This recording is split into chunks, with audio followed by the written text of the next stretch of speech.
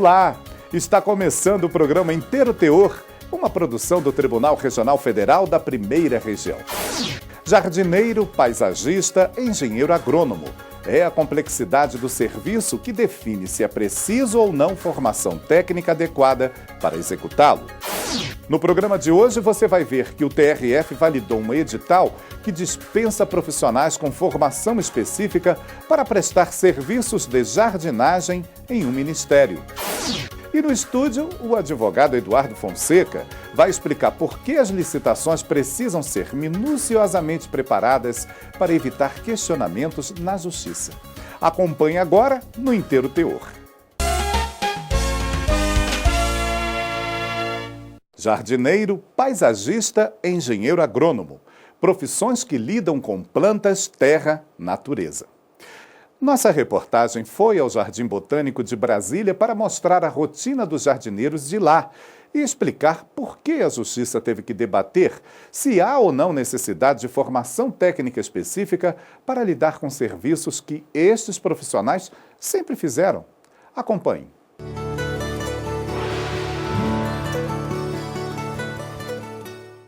Estamos no Jardim Botânico de Brasília. Mantido pelo poder público, este lugar sempre enche os olhos e os pulmões de quem passa por aqui. São 500 hectares de muito verde, dos quais vários foram transformados em belíssimos jardins.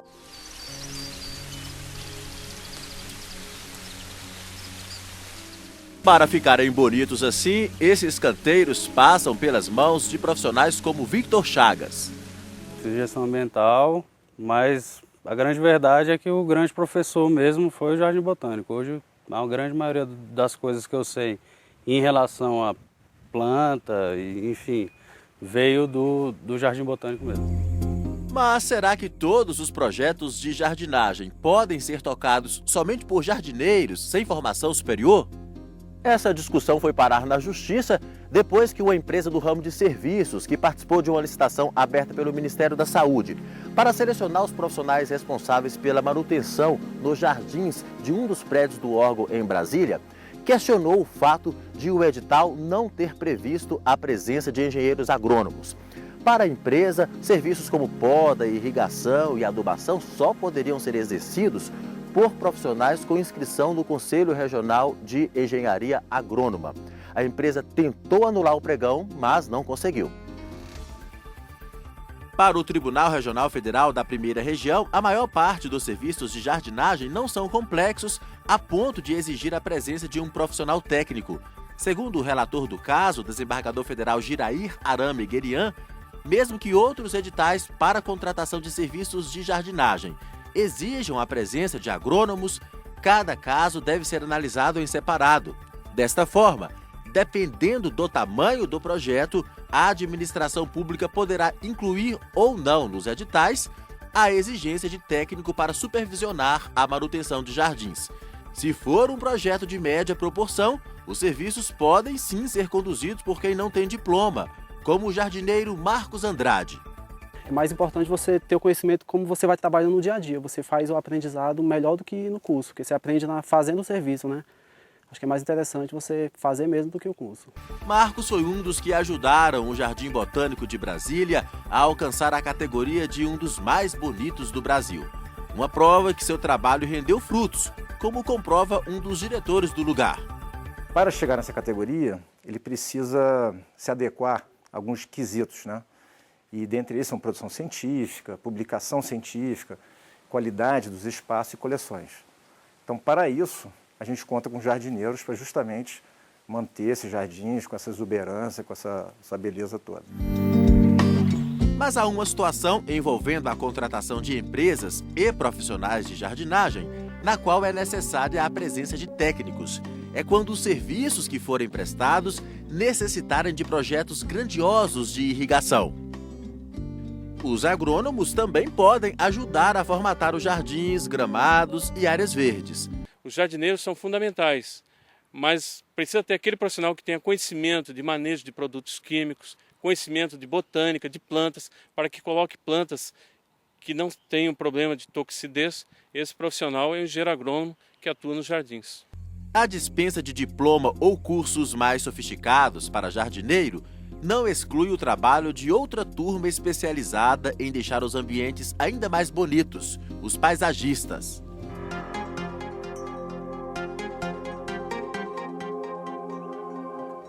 Cada um com as suas competências, o que não falta é trabalho para os profissionais que lidam com jardins, paisagens e irrigação. Tudo, claro, em conformidade com os direitos trabalhistas e com a aplicação e a interpretação da justiça aos diferentes casos.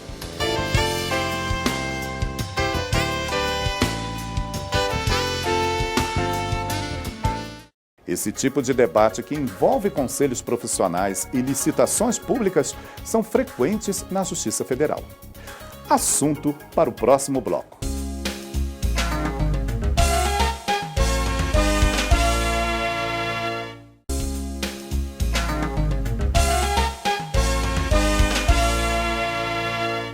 O Inteiro Teor está de volta. No primeiro bloco, a gente explicou uma decisão do TRF da Primeira Região sobre um edital lançado para a contratação de serviços de jardinagem em um órgão federal. De acordo com o TRF, a manutenção em jardins simples, conforme previa a licitação, poderia ser prestada por profissionais sem formação específica em agronomia ou paisagismo. Olha, todos esses assuntos que envolvem editais públicos e profissões regulamentadas estão sempre em pauta na Justiça Federal. Convidamos o advogado Eduardo Fonseca, que atua na área de direito administrativo, para falar sobre a importância de os editais serem cada vez mais claros e estarem em sintonia com a lei, para evitar problemas. Ele conversa com o jornalista e advogado Rafael Braga. Doutor Eduardo Fonseca, muito obrigado por sua participação aqui no Inteiro Teor. Eu que agradeço. Doutor Eduardo, existe uma regra geral que os órgãos federais devem obedecer, devem considerar ao preparar, ao lançar seus editais? Sim, existe a Lei 8666 de 93 que ela traz um normativo geral das licitações, do procedimento licitatório e dos contratos administrativos. Fora ela adjacente, temos leis ditas setoriais, como a Lei do Pregão, o sistema de registro de preço, temos estatutos jurídicos de empresas públicas como a Petrobras que regulam o procedimento licitatório e só elas têm na lei das licitações um sombreamento por cima delas. Então, subsidiariamente, no que essas leis setoriais forem silentes, usa-se os critérios da Lei 8666. Agora, o que é mais questionado na Justiça? Quais são os principais problemas verificados nos editais? São problemas de afrontas aos princípios informadores da administração, do direito administrativo e princípios do procedimento licitatório em si. A grosso modo, eu poderia dividir em 3 fases a licitação, o procedimento licitatório. Uma fase preambular, onde o edital ele não tem uma força jurídica própria, e existe o questionamento acerca de eventual impessoalidade do administrador quando fez o edital, sim, no sentido de direcionamento. Na segunda fase, que seria a fase intermediária da habilitação das empresas, existem muitos casos como o edital ele faz lei entre as partes e já está vinculando os proponentes se debruçam sobre as regras inscritas no edital para se habilitarem e inabilitarem a proposta alheia. Isso costuma chegar ao judiciário também. Por fim, na fase de julgamento das propostas, temos muitas ações referentes a critérios não objetivos no julgamento delas. São essas ações, são esses processos abertos pelas empresas participantes das licitações que acabam atrasando um pouco ali o processo e, consequentemente, o início da prestação daquele serviço, o início da entrega daquele produto previsto ali pelo órgão. O que significa dizer que quanto mais redondo ou quanto mais específico for o edital, menor a chance de ter problema. Com certeza. Um edital bem feito, ele evita problemas para o futuro, prospectivamente falando. Temos, só fazer um breve parênteses sobre a Lei 8666, ela veio para regrar mais aspecto discricionário do administrador e colocar mais mecanismos de controle, né? Num primeiro momento, isso foi bem recebido, só que, historicamente, ela trouxe uma carga residual, que diria não ser tão boa assim, fazendo com que as empresas se especializassem demais no procedimento licitatório, né, como se fosse a própria atividade fim dessas empresas, e que elas também executam o contrato, fazendo com que, se de um lado nós temos essa proeficiência técnica e de outro, um edital mal formado, obviamente vai existir muito questionamento e o procedimento ele pode demorar. Agora, doutor, essa questão da qualificação técnica dos profissionais que vão executar determinado serviço, uma questão, inclusive, que está relacionada ao tema da reportagem que nós exibimos no bloco anterior aqui do Inteiro Teor, também costuma gerar muitas discussões e problemas, né? O que é preciso observar? A própria regra constitucional, né, em seu artigo 37, inciso 21, ela condiciona a qualificação técnica como um item indispensável para garantir a consecução do objeto contratado. Então, se pensarmos como uma balança onde existe um grau muito alto de proeficiência técnica da empresa e seus profissionais, e de outro, uma baixa complexidade, qualquer pessoa pudesse executar aquele serviço, nós teremos, obviamente, uma onerosidade excessiva do contrato. Também poderíamos imaginar num direcionamento do edital, criando critérios muito complexos para um objeto não tão complexo assim. Por outro lado, uma baixa qualificação técnica para um item que exige uma complexidade maior, ela traria o inadimplemento dessa obrigação. O que a regra constitucional nada mais faz é do que balizar, criar um critério de razoabilidade entre a exigência dessa garantia, que seria a qualificação técnica, para a consecução deste bem.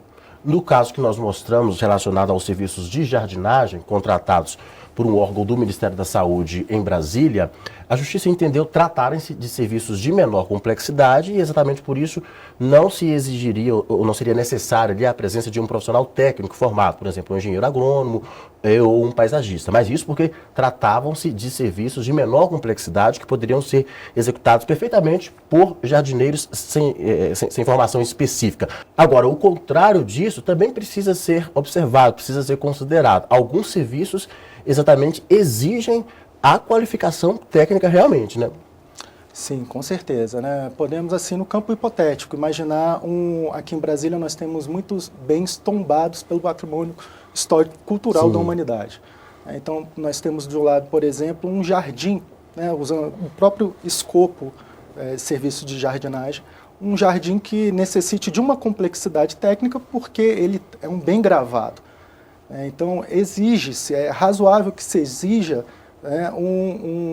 uma qualificação técnica superior do que a de um jardim normal. Também podemos imaginar, no campo das ideias, uma qualificação técnica mais exigente no que tange gramíneas para estádios de futebol, né, em cotejo com essa situação nossa hoje de Olimpíadas. Doutor Eduardo, muito obrigado por sua participação aqui no Inteiro Teor. Eu que agradeço. Muito obrigado. Agora voltamos com você, Carlos Rodrigues. Você acompanhou o Inteiro Teor, uma produção do Núcleo de Rádio e TV do Tribunal Regional Federal da Primeira Região. Nosso programa está online no portal www.trf1.jus.br e também no nosso canal no YouTube. A gente fica por aqui. Até o nosso próximo encontro. Tchau!